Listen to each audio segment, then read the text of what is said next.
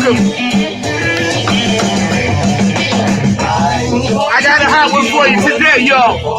Oh yeah, nothing but the funk is in the house. My main man from Parliament, Funkadelic. That's right, you heard it. Steve Funk is in the house. Keyboard playing extraordinaire. My funk brother from another mothership. Danny From is in the house with us. Come on, put your hands together, y'all. Oh yeah, we're gonna be talking about a new book that he's doing with the P-Funk songs, some P-Funk stories, and all that good funk that this brother puts down on the nasty 88. We're gonna be mashing your brain, y'all. The dude, Danny's in the house. Florida, where you at? Georgia.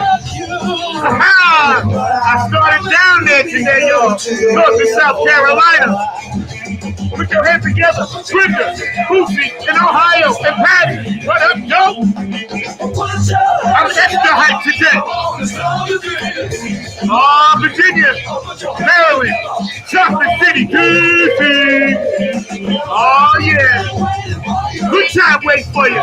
Funk from the front seat, 9 on the Grind TV. Pennsylvania, Philadelphia. What's up, Dr. Frankenstein? New York City, my hometown. Bayshore, Staten Island, I got you. New Jersey, you heard? Minneapolis, what's up? Detroit, 313, y'all. Danny's in the house today. Parliament Funkadelic, keyboardist. We're going to be getting into it, chopping it up. You know, it's going to be fire. Chicago. LA, what up? Hawaii, all around the world for the funk. Tokyo, I'm Young Hot Yo. Japan, Germany, Cocolino, Italy, thank you for spinning my stuff. DJ Elizabeth in Ireland, I love you. Monica in Sweden, I love you. Africa, Dubai, put your hands together, y'all. Danny From is in the house. Can y'all say Funkadelic? Can y'all say Parliament? I'm Parliament Funkadelic with the hand, y'all. Nothing but a good time for you. This brother's nice enough to come off tour for a minute and hang with me today, so I appreciate that. It's beautiful September Saturday, y'all. Woo! Canada, where you at? It's a good time waiting for you right here. Funk from the front seat, yo.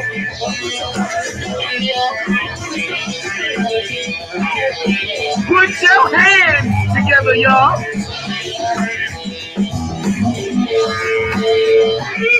9 on the Grind TV. You know how we do every Saturday. Woo! I'm already getting funked up. I can't wait to talk to this brother. All around the world for the funk. 9 on the Grind TV. My producer behind the glass, Mr. Mark Lee. Always funky, never last. Keeping it funky, keeping it sassy, always classy. I love you, Mark. Thank you, bro. Woo!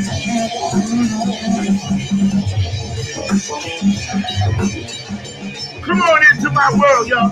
Welcome to Funk from the Front Seat. Puerto Rico, Colombia. I know I got people over there watching it.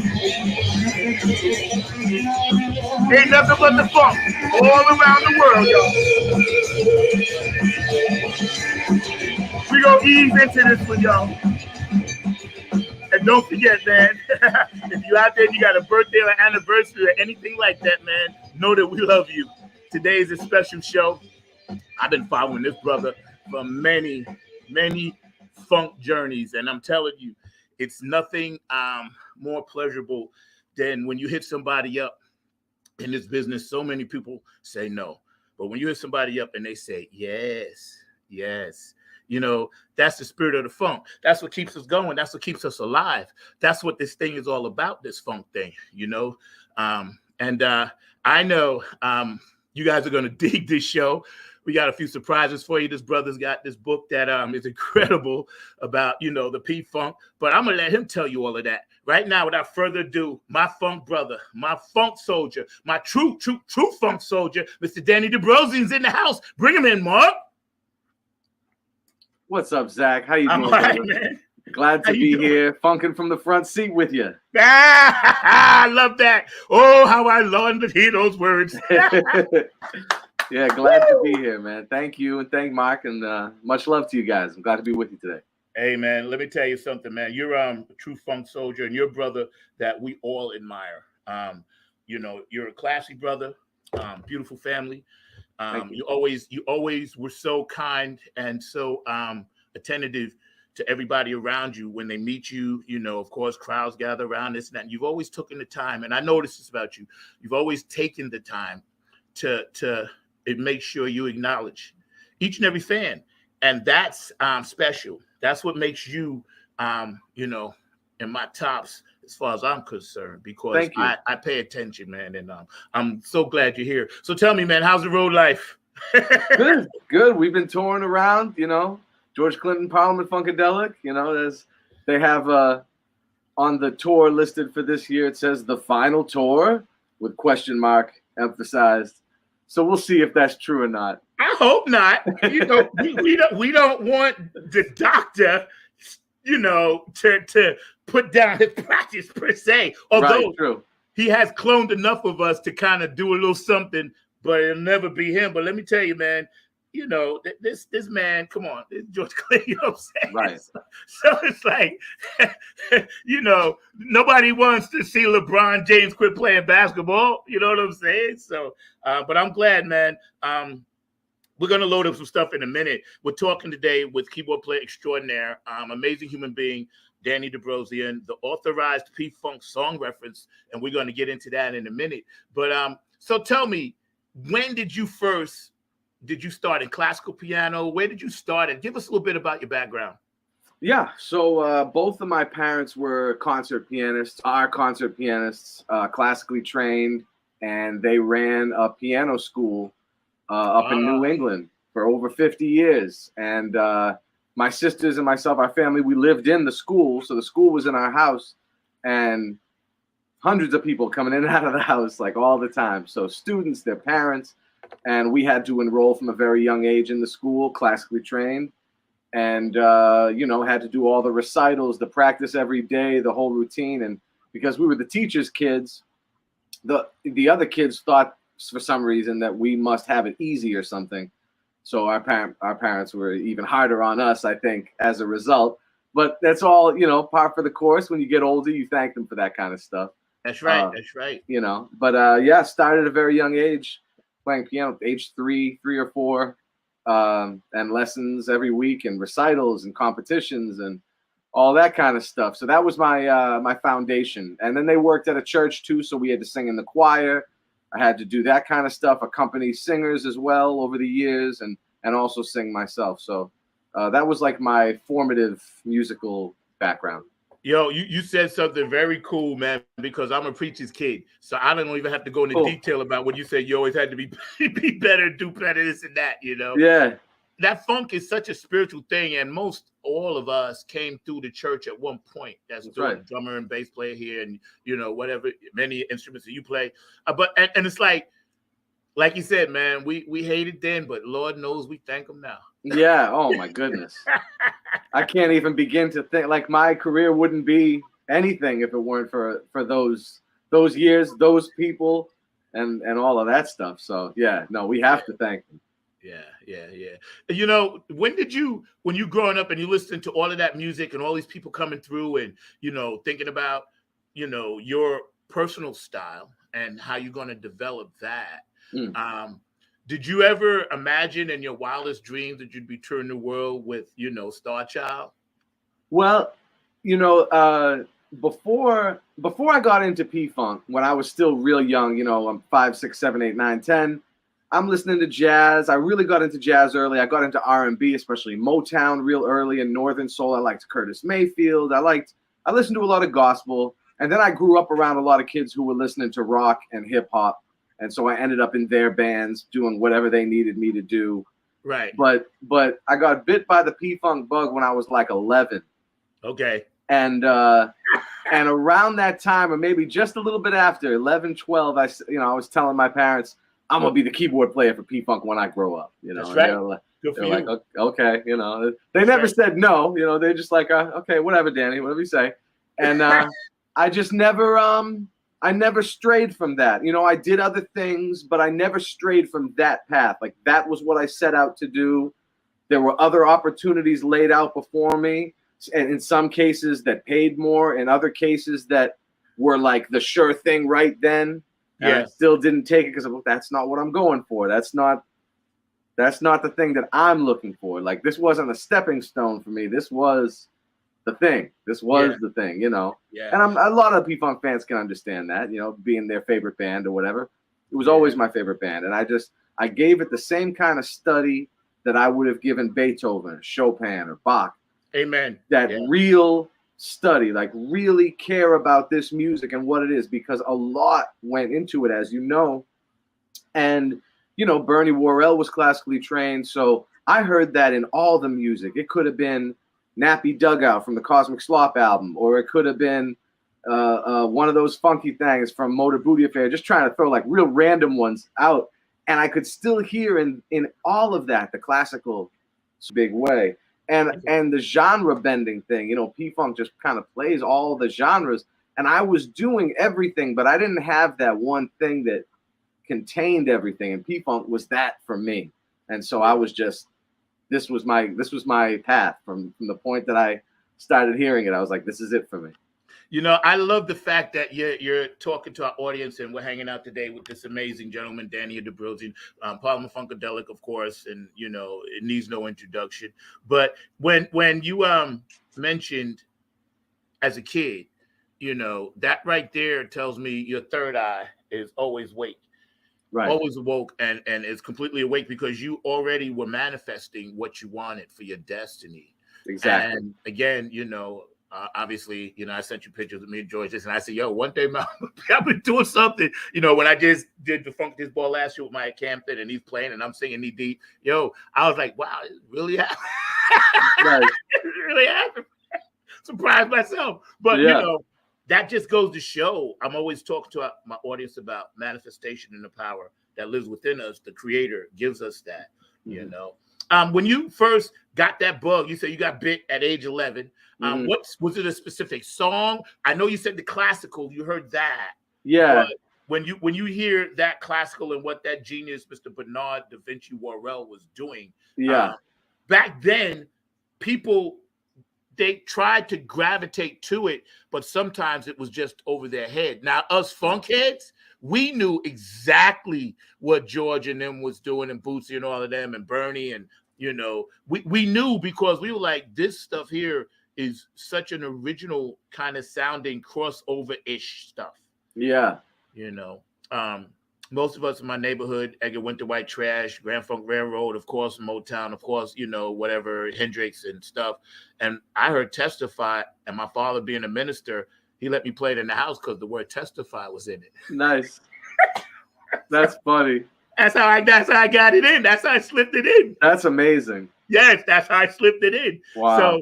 So when you started, growing up, did you do any thinking about, well, once I start writing all this material, I'm just going to start writing funk? Because you play so many different styles. Yeah. What are some of the other types of music that you've created for yourself? Yeah. So, in addition to like the classical, I was doing a lot of jazz. I was playing in jazz combos. I was playing Armenian music because I'm Armenian ethnically. And so I was singing in Armenian, playing Armenian music. And then I was, probably to answer the first part of your question, the first P-Funk song, other than a sample that I had heard, was Get Dressed from Computer Games, because Computer Games was my first album that I had of P-Funk. Yeah. And then I think the second album I had was something like Greatest Hits or something, and so would have, all those, Make My Funk, Up for the Downstroke, those type of things. And from a really young age, from when I started listening to P-Funk, I said, okay, well, I'm gonna have a band while I'm not in P-Funk, that's in the style sort of P-Funk. So I put together a group, and we were together about 6 years. We put out 6 albums all through my teenage years and through college, and it got up to 18 pieces. So it was a big band. Yeah, a bunch of players, and I based it on P-Funk All Stars, you know, and we had a lot of original material. We played long shows. You know, it was a lot of those parallels, and I was doing like everything as a kid trying to break into the business. So I was doing like everything from like producing, engineering, booking the shows, like, but that was in the days of like cold calling. We just calling these clubs. Yes. And being like, hi, so my band, we play around the area and we wanted to know if we could play at your club. Like, it was, you know, so different than it is now. And we were kids, granted, you know, so excited. Yeah, excited and not really naivete all over the place, but it was great. And I had that band for 6 years, and really in that time I started producing my friends' bands and other people that were coming around, and it would be anything genre-wise. It could be country or punk rock or metal or hip hop, or like there were bands that would have me come in and just sing hooks or just play keys because there was no musicians. I'd be the only musician in the neighborhood or in that part of the neighborhood or whatever. And then there'd be other bands where they'd have me come and we just need harmonies. We know you can harmonize. So if you can do harmonies of all our parts, you know, it'd be stuff like that, arranging. Or I'd come in and just drop a solo in, you know. It was all real different and real varied. And so I think, again, that was another reason why P-Funk appealed to me so much, because I was able to, I felt I would be able to wear all these different hats, but for the same job, instead of just for this job I do this, and for this job I do this one thing. I was able to do all those things at different times with P-Funk because it's whatever the party calls for, you know. So that's right. You're gonna do. Yeah. So that was exciting to me, you know. So I was creating a lot of funk though, like pre-funk, before I was in P-Funk. And other kinds of music too, and I still do. You know, I still do a lot of production and that kind of thing. So isn't it funny how the universe gets you ready for stuff, and then the slightest little thing, and then you're like, wow, that's right. I remember this was programmed into me. So it comes quite easily. You know, it's such an amazing thing, the gift of life. I tell everybody, you know, value, and everybody out there watching. We're hanging out with Danny DeBrosi today. He's kind enough to join us off tour on this beautiful September Saturday. And, you know, this brother right here is the real deal, man. His spirit's in the right spot. His heart's in the right spot. And, you know, of course, he's doing the funk thing. So, you know, I was following one of your shows, and I saw something on YouTube, a video, and they kind of highlighted after George and Mike. They kind of went to you, right? And you were I mean, like that album cover where Bernie is the keyboard and his hands come out. That was you. I saw it, bro. And you know I'm 65 years old. You know, I know the real. So I said, man, look at this cat, right? Your hand was down. Right? You just hit it. And it was like the perfect shot. You know, nice. You just in it, man. And I was listening, of course, to what you were doing, obviously. And I was like, man, you know, the funk god sent the funk replacement to handle some of the stuff that Bernie and, you know, Razor and them was doing, man. Because thank you. I never sleep on Razor either. People forget, you know. And then of course, you know, all the other great keyboard players that have come through the years, man. And you know, they pass the torch off. How does that? I know it's an honorable thing, but how do you feel when you know that you've been passed this amazing torch to carry it, you know, forever? How long? Well, I mean, you always want to give it the weight of respect that it deserves. Amen. So that was always my thing with that. And, you know, directly studied under Jerome Rogers and Bernie Worrell for many, many years, and played with Razor very briefly in the band. And then all through the years, luckily, I played with Amp Fiddler quite a bit, and David Lee Chong, Gary Hudgens, a few other of the guys that I got to know. And it is a super important legacy. You know, I look at it, that's the keyboard legacy. So when I first was learning this music as a teenager, preteen, up through college and so on and so forth, I was really into learning the way that every one of those guys played. So there's the way that, Bernie did it on the record on the original, and that's super important. And then the way that each one of those guys subsequently played those parts, because they do things a little bit differently. Yeah. Like Atomic Dog, Razor would play Atomic Dog different than David and Jerome. And they all kind of played it in Amp. They all had their own way of doing it. That's just one example. But I tried to learn, like for me, it was the whole canon. So not just the original, not just one live way that we're doing it now. I wanted to know all the ways they did it so I could inject these different feelings, because it's about the whole, these songs. If a song is 50 years old and it's being played live, that's 50 years of it growing and changing. Organic, it's an organic, like living thing. Organic, Yeah. So that song, like Cosmic Slop, let's say, Cosmic Slop, 50 years old, that song's been played live also for 50 years, where every night these people who are in, whose job it is to carry the mantle and play this standard have to know everything about the history of it. How did Bernie do it? How would he change it from night to night? Because Bernie, he also had like 5 or 6 ways to play every single song, every arrangement. Yeah. He would be like, there's 4 different chords you can do here. And I would vary between these 4 different chords. I want you to learn them all. And I'd be like, okay. They'd be like, there's 6 ways that I would do this. You need to know all of them. I'd be like, okay. So there'd be like the 4 or 6 ways that Bernie would do everything. And that's not even including all the overdubs that he did. And then the way that each guy did it over the years after he was gone, or after whoever was next, whoever's job it was. Yeah. So for me, it's just internalize. And then only after about 15 years, did I feel like, okay, I can place a certain amount of me-isms in there alongside all the everybody else-isms. But only once I had reached a point where I felt, okay, I've been in there a decade, I've been in here 15 years or whatever. At that point, I was like, okay. And now it's been 20 plus years. So wow, you can hear my stamp on a lot of stuff now, but that's only after letting it breathe and grow as it is, Yeah. It's almost like, you had to grow with the music in addition to growing it yourself. Yeah. And tending that garden. That's one thing about the funk and the funk genre per se, and the few funk bands that are actually doing it correctly, and not just the P, but other funk bands, Dumpster Funk, they're my friends, and other funk Mother's Finest. But as like you said, over a period of time, it just becomes this little seed, and then boom, it sprouts into this huge mushroom thing, Yeah. And that's the beauty of funk. You can play it differently all the time. Yeah. And still make it make sense. Yeah. George used to tell me it's the notes in between the notes that makes the funk float.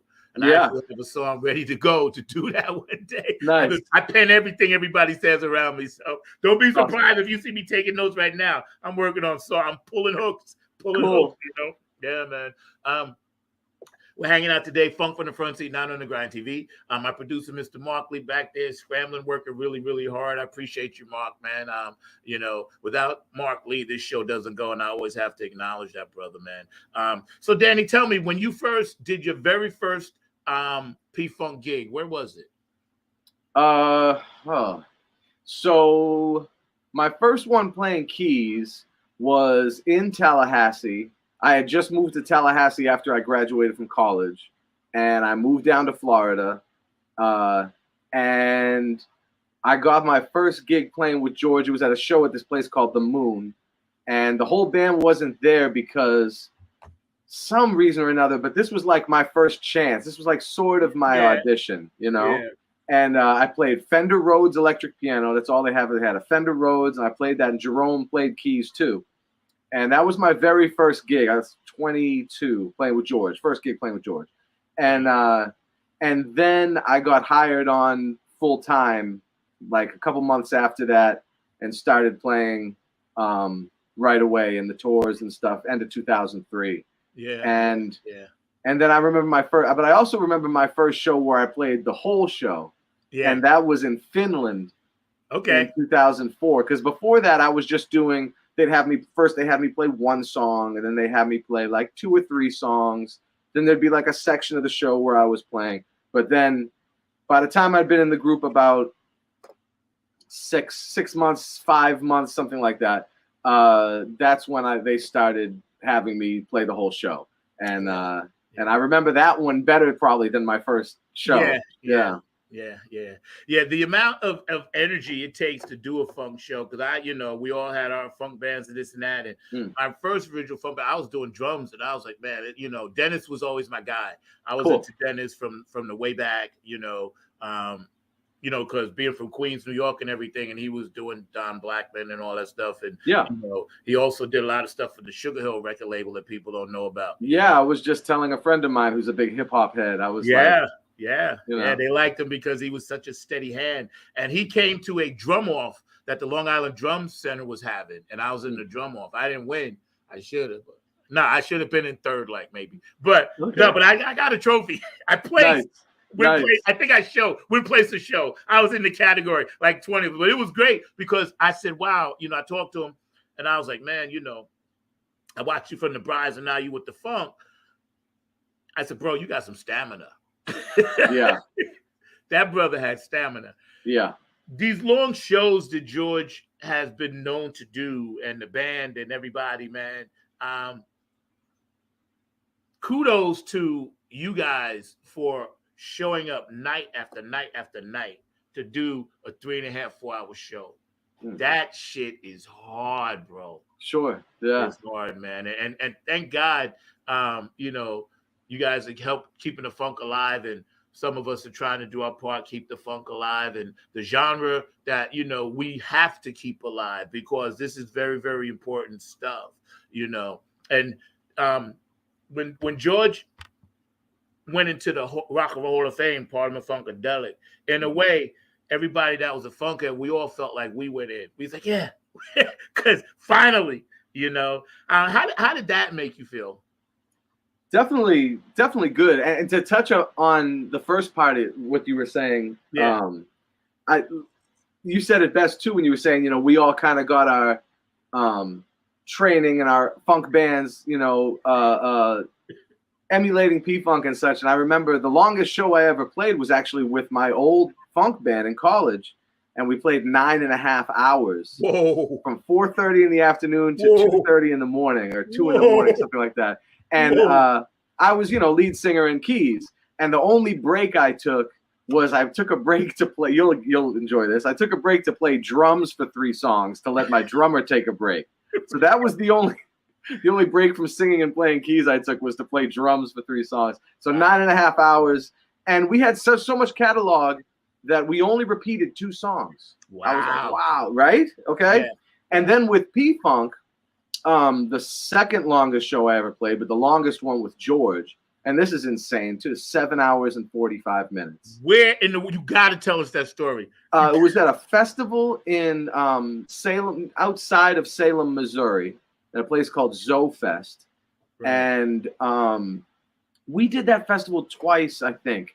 And both times it was one of these crazy psychedelic, just out there. This was in the bad old days. And everybody was still going crazy. And it's 7 hours and 45 minutes. And that takes a special kind of stamina too. That's one thing a lot of people have to understand, because I maintain a pretty rigorous classical regimen every day. So I practice right when I wake up, I run, I come back from running, take a shower, and I practice for a few hours. And every day to keep up, keep the sword sharpened, stay with it. It really helps with playing out live too and things like that. It just keeps your mind pointed and just keeps you on your toes and at the top of your game. Yeah. Because you never know when you have to do things like this. Now, granted, we don't do those type of long shows anymore, but when I was my first decade in the band, the average show was 4.5 hours or 5. It was. That's right. You remember.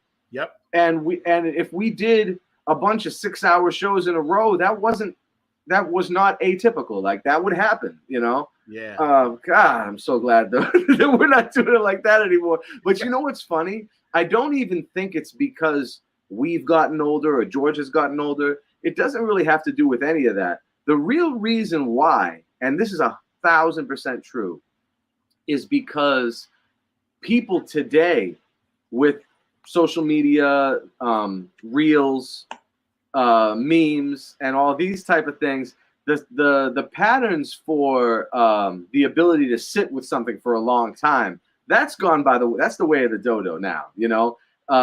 The idea of sitting and doing one thing or like listening to a whole album. Let's say the album, it could be a 44-minute, right? 44-minute standard album. Doesn't seem like super long, but today, a postmodern person's idea of that sounds crazy. Like, I have no time for that. I need to be looking at this 13-second or 7-second long thing, and then next. Yeah.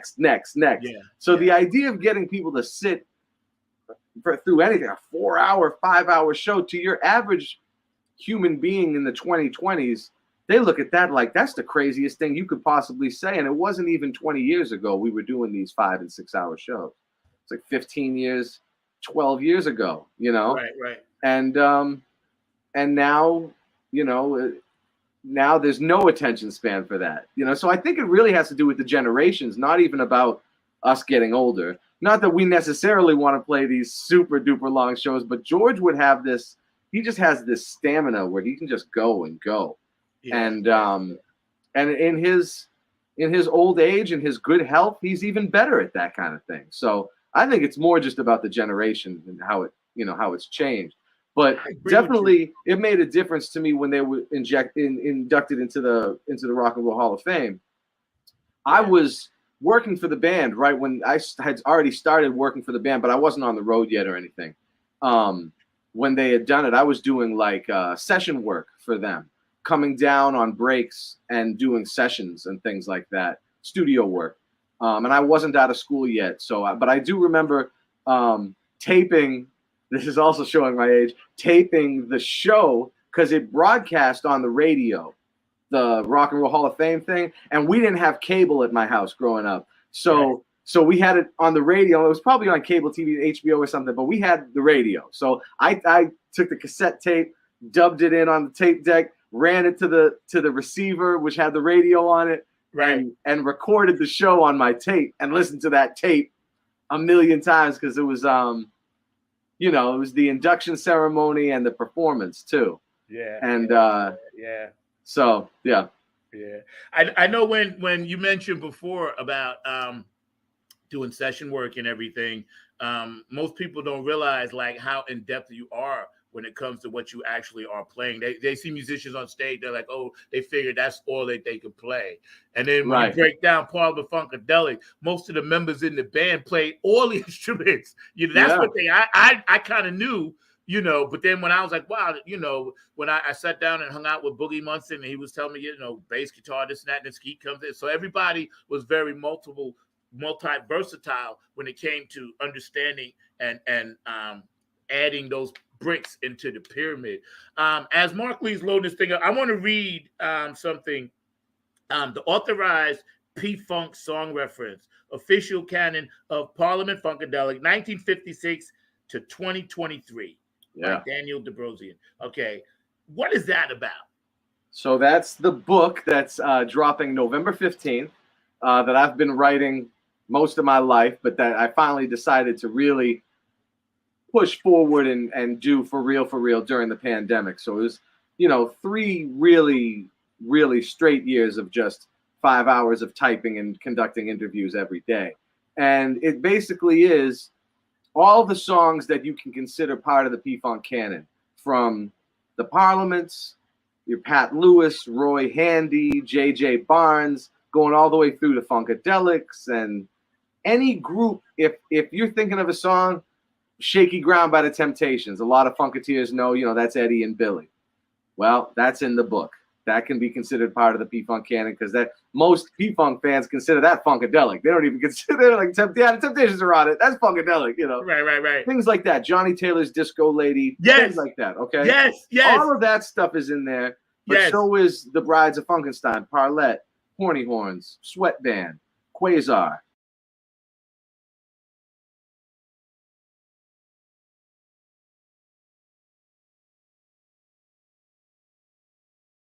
Mutiny, and on and on. If there's a few people in the band or a couple people in the band that are on the album, hopefully it's in the book. and it goes all the way through. You know, it's 68 years of P-Funk history, but it's 8 different decades. Yeah. So the 50s through the 2020s, 8 different decades. It's the longest running musical entity in popular music history ever. And it's the longest running band with the band leader still alive. And it's the largest discography of any musical group of all time. So this, I felt like it needed to be put into like a textual, a volume that people could see. This is how big this is. Look at this thing. This is, you know, it's African American Music Month this month. What, you know, well, it was the month that we recorded this. And you know, what better time to be talking about it than then, you know, because it is a major pillar in African American history. Yeah. It's a major pillar in like modern music history. And how we even look at modern music can be seen through this eye of P-Funk, because from the samples. Now, I don't have all the samples in the book. That would be a different book. But everything that features, like if there's a P-Funk song that's got P-Funk, a hip hop song that's got P-Funk people on it, that's in the book. That's in the book. Yes. And all the solo records, from, you know, Lily Hayden's to Bootsy Collins to just all the different soul, Maceo, or it could be anybody, Kendra Foster, or anybody, all the way up to the modern period. And really what it is who played and who sang on those records. That's the main thing that this book is. Other than, there's some other stuff too, like it describes each band. There's like a little biography of each group, so you can get a little history of, this is who this is even the artists. And then all the songs that charted, all the songs that made it onto the charts have little write-ups too, where you get to find out a little bit about what made this more popular than the others. And then every song is listed, who played and who sang. Every single song. So you get to find out things like you were just saying about Cordell Boogie Monsoon. Boogie played drums on a gang of records, and a lot of people don't know that. Yes, He's actually, you know, if you took the songs Boogie, Mudbone, and Bootsy played, they played more than a lot of the drummers did in the studio. That's right. So you could throw those 3 guys up against any one of your mainstay drummers, and they probably have more songs in the catalog. And you can see things like that in this book, you know, or song you were playing at the opening, for instance, Good to Your Ear Hole. You know, I recently saw a video of a guy on YouTube playing very well, the bass line to Good to Your Ear Hole, playing it right. But then, you know, in the thing, it's saying something like Bootsy would be proud or something. Yes, I'm sure he would, but that's Reggie McBride playing bass on that song. A lot of people don't know that. You know what I mean? So this is that kind of information that people will be getting. And, you know, like all things like this, you can't be 1,000,000% right, but it's as right as can be ascertained. And it's based on primary source interviews. So I did 140 interviews with 70 band members, past and present, including over 30 hours with George alone. And all different guys from the different eras, people from the 50s, people from the 70s, the 90s, all the different periods, and from all the different groups. If there was a period where I was like, I don't know much about this, I got to find somebody who was like in this, you know, find members of Quasar, members of Mutiny, members of Bootsy's later camp, members of Bootsy's earlier camp, you know, getting these different combinations of people so I could get primary source answers from the people that were in the sessions about who, when, where, how this all went down. So it's all based on primary source material. And that's what gives it legitimation. That's what gives it like real historical accuracy, you know. And I also, from speaking to guys that we don't have around anymore, guys that have passed on, having asked them questions in my years studying under them and touring with them, I also got a lot of that information through them as well. But most of it is from really recent interviews that I did during the pandemic with people from all the different eras of the P-Funk. The fact that you even thought about it in such a macro, amazing, large quantity and volume, and the fact that you went back and did the actual interviews with the people, You know, like you said, this is not secondhand knowledge. This is firsthand knowledge from the mothership. And that's why I feel that every, like I have Standing in the Shadows of Motown, this is going to be on that same level of I must have it. So I can make sure I do my part, buy my brick and put it, you know what I'm saying? And make sure, okay, whoever, whatever, here it is. You can never say you don't know if you have the information. That's right. It's such a pleasure, man, vibing with you. Oh man, pleasure's all mine. This is amazing. We're hanging out with Danny From Funkadelic, keyboard player, George Clinton, of course. All the great stuff that they done, that this brother's doing now. And I want to read your quote again. The authorized P-Funk song reference, official canon of Parliament Funkadelic, 1956 to 2023 by Danny From. Praise for the authorized P-Funk song reference. And this is from George. Danny From has done a wonderful job of a seemingly impossible task of reconstructing this history, finding everybody who's been a part of, involved with, or in any way left their fingerprint on what has become the P-Funk. I'm still trying to figure out when he had time to do this. He ain't never missed a show. I love that. See, typical George. He's already thinking outside the box. Like, yeah, but how did you do it? Yeah. I'm still trying to find out. So don't tell him. Keep that your little secret. Because I read that and I was like, man, that's typical George, man. Let's go back to something you said before. I used to play disco bands, right? And I hated disco, but it was a way to make money back then. And I used to be always trying to get my disco band, First Impression, to play Tear the Roof Off or something. And they wouldn't do it. They just wouldn't do it, right? They wouldn't do it. So I said, well, how about Disco Lady? And they said, oh yeah, that's a disco song. We play that. So I fooled them because they didn't realize that was Glenn and them on that and Bootsy on that. Until later, I said, I told you y'all was playing P-Funk all along.